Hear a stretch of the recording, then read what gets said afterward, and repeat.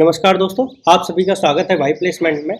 मैं इस कोर्स के थ्रू आपको बताने वाला हूं कि किसी भी प्रोग्रामिंग लैंग्वेज में कोर कॉन्सेप्ट्स क्या होते हैं और उसकी अंडरस्टैंडिंग कैसे होती है, राइट। तो हमने लास्ट वीडियो में देखा था कि स्टोरेज क्लासेस क्या होती हैं, ओके, वो क्या ड्राइव करती हैं और उसके क्या टाइप्स होते हैं। बट आगे बढ़ने से पहले डेफिनेटली हमें समझना चाहिए कि मेमोरी लेआउट क्या होता है किसी भी प्रोग्रामिंग लैंग्वेज का। तो लास्ट पर्टिकुलर चैप्टर में हमने देखा था कि हमने जो बेस लैंग्वेज ली थी, हमारी जो बेस लैंग्वेज है वो हमारी सी लैंग्वेज है, ओके, वो सी लैंग्वेज है। तो हम पर्टिकुलर इस कोर्स में, इस पर्टिकुलर वीडियो में हम देखेंगे memory layout for C language.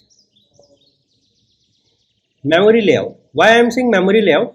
तो यहाँ पे हम ड्राइव करेंगे कि ओके, मेमोरी कितने टाइप की होती है इन एनी लैंग्वेज। तो हमारे लिए एनी की जगह क्या है, सी लैंग्वेज। ठीक है, कल को अगर आप पाइथन पढ़ रहे हो तो आपको याद रखना है कि memory layout of for Python क्या होगा। अगर आप सी प्लस प्लस पढ़ रहे हो उसमें आपको याद रखना है memory layout for C plus plus क्या होगा। तो ऐसे करके आपको धीरे धीरे समझ आना चाहिए कि किसी भी प्रोग्रामिंग लैंग्वेज में सबसे पहले उसकी स्टोरेज क्लास ड्राइव होगी। जब मैं किसी वेरिएबल को पढ़ाना चाहूँगा ना, उससे पहले मुझे पता होना चाहिए कि ओके, इसकी पर्टिकुलर मेमोरी लेआउट क्या है, इसमें क्या क्या टाइप की क्लासेस हैं, इसके कितनी मेमोरी टाइप्स हो सकते हैं एंड ब्ला ब्ला ब्ला। ठीक है, जिससे कि मैं जब वेरिएबल बनाऊं, ओके, तो मैं उसको बहुत इजीली आसानी से बना सकूं। तो यहाँ पे मैं सी लैंग्वेज के लिए बात करता हूँ। तो सबसे पहला जो मेरा मेमोरी लेआउट में मेमोरी टाइप होता है वो होता है स्टैक मेमोरी। स्टैक मेमोरी, इसमें हम डिटेल में बाद में जाएंगे, बट आप नाम याद करिए। सबसे पहला जो होगा वो होगा स्टैक मेमोरी। देन दूसरा जो होता है वो है static memory. Static memory. Then आपका तीसरा एक टाइप होता है जिसको हम बोलते हैं हीप मेमोरी।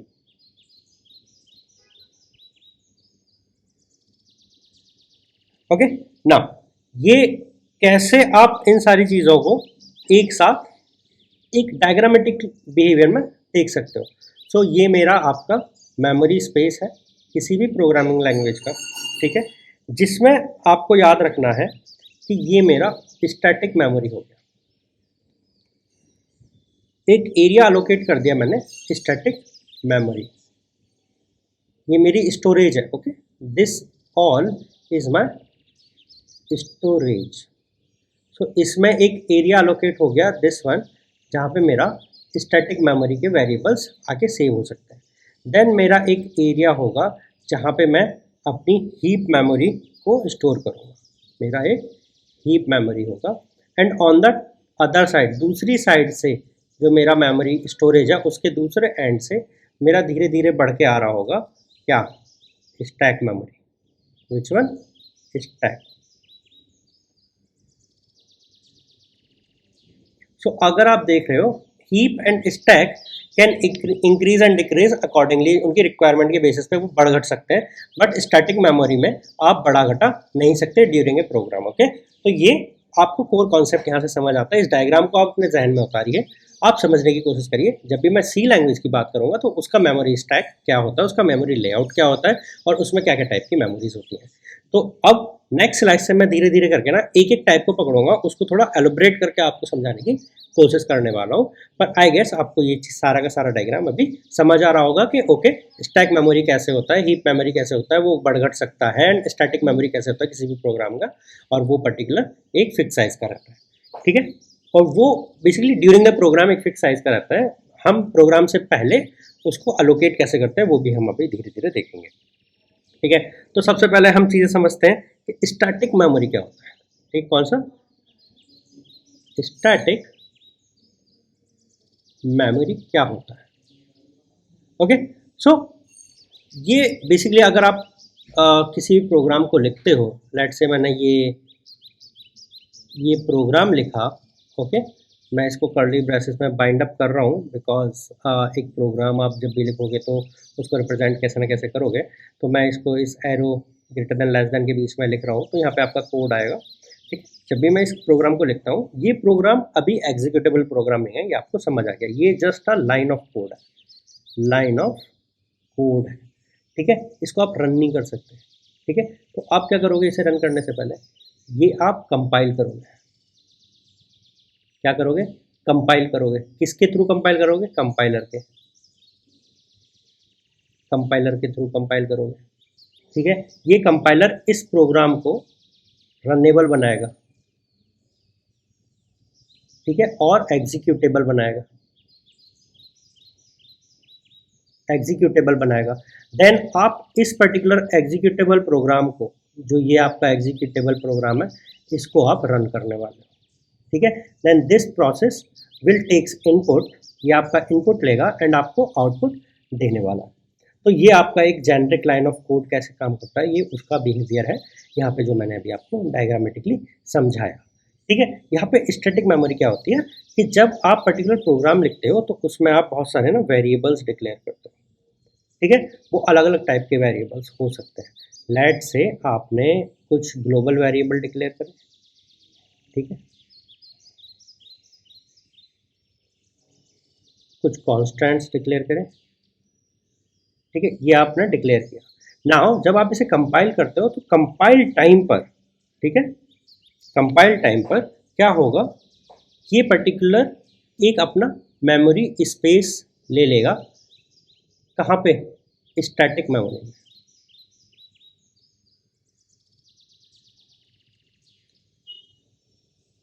स्टोरेज में आपने देखा था कि स्टैटिक मेमोरी होती है, राइट। वापस से चलते हैं पुरानी स्लाइड पे। ये वाला जो हमारा पोर्शन है, यहाँ से ये वाला, तो यहाँ पे क्या करेगा, जब वो कंपाइल हो रहा होगा तो उसे पता है कि मेरे पास में कौन कौन से ग्लोबल वेरिएबल्स हैं, मेरे पास में कौन से फंक्शन के कोड स्केलर्स हैं, कौन से कांस्टेंट है, स्टैटिक वेरिएबल्स कौन कौन से हैं। उन सब पर्टिकुलर वेरिएबल्स के लिए आप कंपाइलेशन टाइम पर ही बता दे रहे हो कि मुझे इतनी मेमोरी की रिक्वायरमेंट है और मुझे इतनी मेमोरी अपने स्टोरेज में दे दो, ठीक है। सो ये स्टैटिक मेमोरी उस पर्टिकुलर टाइम पे सेव हो जाती है। सो अगर मैं बोलूँ स्टैटिक मेमोरी क्या होती है, तो static memory for a program basically store करके रखती है वो static variables, global variable, string constants, जो कि प्रोग्राम के ड्यूरेशन में चेंज नहीं होने वाले। डेफिनेटली वो चेंज हो सकते हैं, बट एज सच हार्ड और फास्ट टूल नहीं है कि वो चेंज होंगे। लाइक कॉन्स्टेंट्स को आप चेंज नहीं कर सकते हो, राइट। तो ये स्टैटिक चीज़ों को अपने पास रख के रखती है, at the time of compilation में ही वो काम उसको कर लेती है, ठीक है। अब ये अगर मैं इसको स्टेटमेंट में दूं तो इट इज अलोकेटेड, कहाँ पे allocated, in the storage, in the storage, it is allocated during compile time of a program. What is compile time? देखो अभी मैंने बताया था कंपाइलर क्या होता है, कि एक प्रोग्राम लिखा मैंने, उसको कंपाइल किया, तो इस प्रोग्राम को लिखने से लेकर इसको रनेबल बनाने तक का जो ये जो टाइम है, this is my compile time, this is my compile time. And इस रनेबल प्रोग्राम को एग्जीक्यूट करने तक this is my execution time. तो ये आपको समझ आना चाहिए कि compile time is different from the execution time, okay.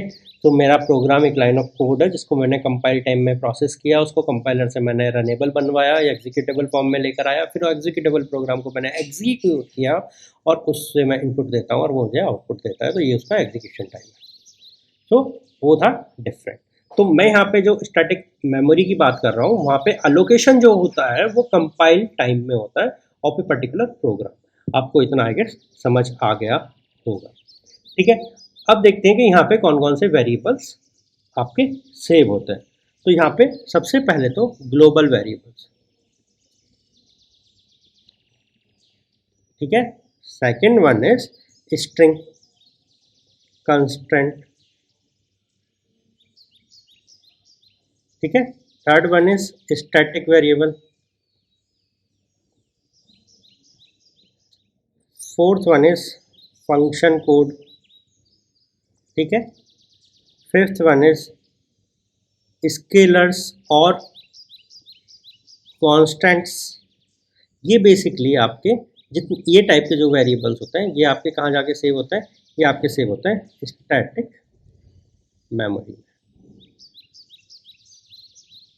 ठीक है। आपको शायद इतना तो डेफिनेटली अब समझ आ गया होगा, ठीक है ना। आई गेस इसमें तो आपको अभी तक कोई डाउट नहीं है। तो हमने अभी क्या देखा, हमने देखा कि ओके एक सी लैंग्वेज में मेमोरी लेआउट में स्टैक होता है, स्टैटिक होता है, हीप होता है और उनका पिक्टोरियल डायग्राम कैसे होता है। यहाँ पे हमने बोला था कि ये जो स्टैटिक मेमोरी है ये आपकी फिक्स रहती है, ठीक है। और ये कब बनती है, ये बनती है कंपाइल टाइम, ठीक है।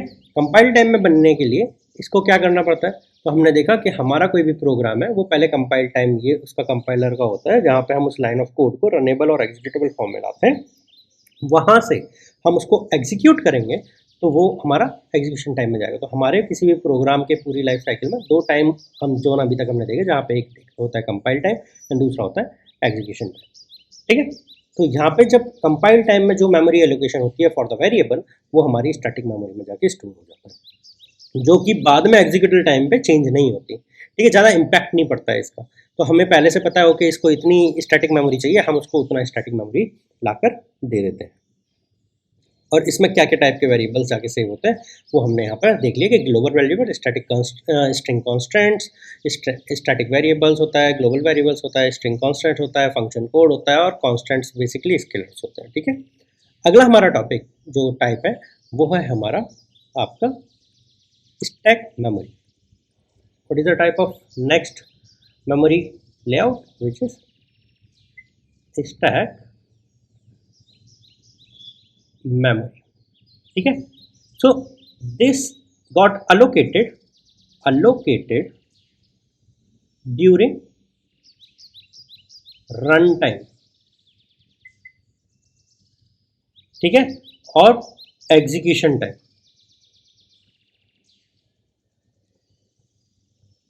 अब देखो मैंने आपको एग्जीक्यूशन टाइम बताया था, उसका दूसरा नाम है रन टाइम, ठीक है। It got allocated during execution time. And यहाँ पे जो वेरिएबल्स स्टोर होते हैं वो हमारे कौन कौन से वेरिएबल्स होते हैं, which is local variable of a particular function, ठीक है। सो यहाँ पे हम बोल सकते हैं local variable of a function. Then दूसरा टाइप होता है ऑटो वेरिएबल्स। हमने वहाँ पे देखा था टाइप्स, राइट। अगर आप पुरानी वीडियो में वापस से जाओगे तो आप यहाँ पे जो देख रहे थे इससे पहले वाले चैप्टर में, वहाँ पे था हमारा ऑटो वेरिएबल्स, राइट, जहाँ पे हम स्कोप देखते हैं। तो स्कोप के बेसिस पे आप यहाँ पे ऑटो वेरिएबल्स सेव करके रखते हैं, ठीक है।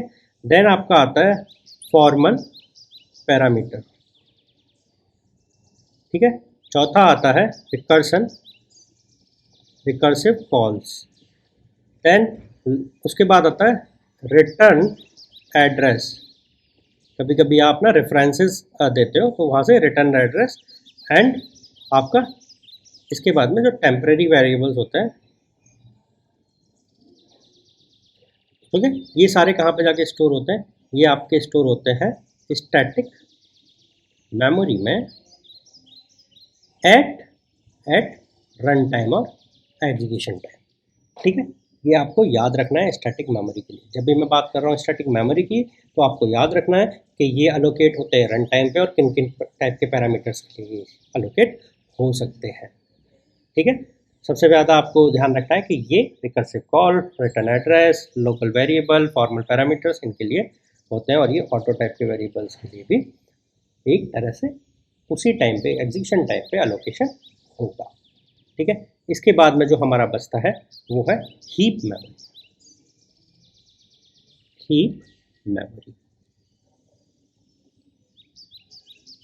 So what is heap memory? So it is also getting allocated during the run time. ये भी रन टाइम और एग्जीक्यूशन टाइम में अलोकेशन होता है, ठीक है। तो दो मेमोरीज हैं जो कि आपकी रन टाइम और एग्जीक्यूशन टाइम में अलोकेट होती हैं। वो है, पहला है आपका स्टैटिक मेमोरी जो कि कंपाइल टाइम में है, दूसरा है आपका स्टैक मेमोरी जो कि एग्जीक्यूशन टाइम में है, एंड तीसरा आपका हीप मेमोरी जो कि एग्जीक्यूशन टाइम में है, ठीक है। देन ये सेकंड किस किस के लिए एलोकेट होगा, ठीक है। तो ये एलोकेट होता है फॉर फंक्शंस लाइक malloc। हम malloc फंक्शन सी में पढ़ेंगे, ठीक है। ओके, तो अभी इसको आप ध्यान मत दीजिए। calloc, ओके, ये भी हम देखेंगे।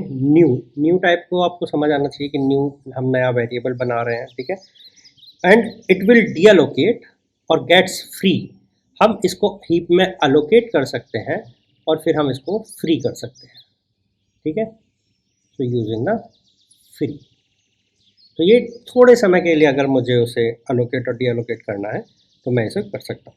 And for all dynamic